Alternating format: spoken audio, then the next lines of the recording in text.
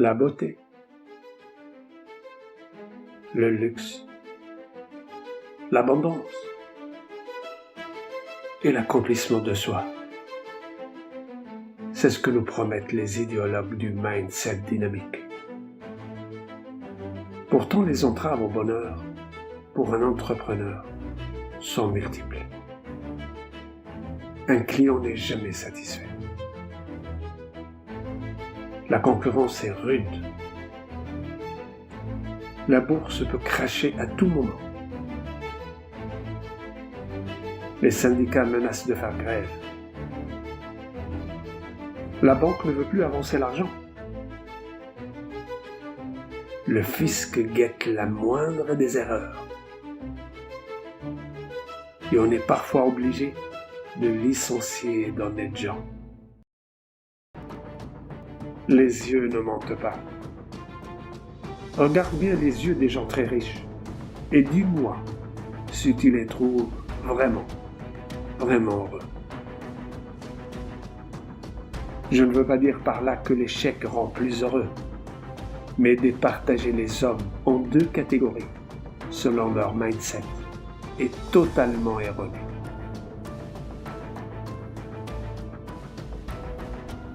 Au risque de vous décevoir, le mindset n'a pas de réalité propre et je vous l'expliquerai dans une autre vidéo.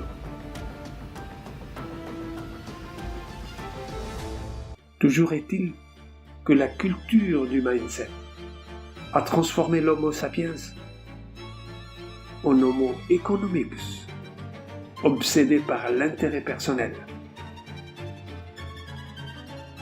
par des objectifs principalement financiers,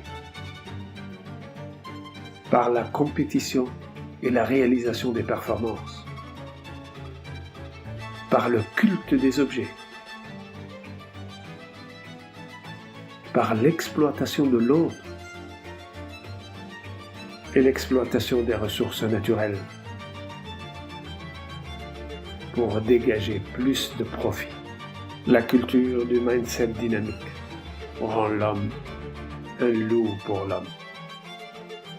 Et le conditionnement a lieu dès l'enfance. Le concept du mindset prend son origine dans le libéralisme d'Adam Smith et de David Ricardo, dans le darwinisme social qui popularise l'idée de la survie des plus aptes, fragmentant ainsi la société entre les leaders et les abrutis, ceux qui savent et ceux qui ne savent pas, les gens bien et les laissés pour compte, les requins et les gentils qui n'ont pas droit à la vie. Une vision qui renforce l'égoïsme et l'agressivité des uns sans les rendre plus heureux et qui rend les autres plus malheureux en leur faisant assumer l'entière responsabilité de leur situation. Viens vivre quelques jours dans le désert et tu comprendras que les palmiers sont nos sœurs, que le chameau, le chat de sable et l'homme, tous sont frères, et qu'il ne peut y avoir de développement personnel sans développement d'autrui.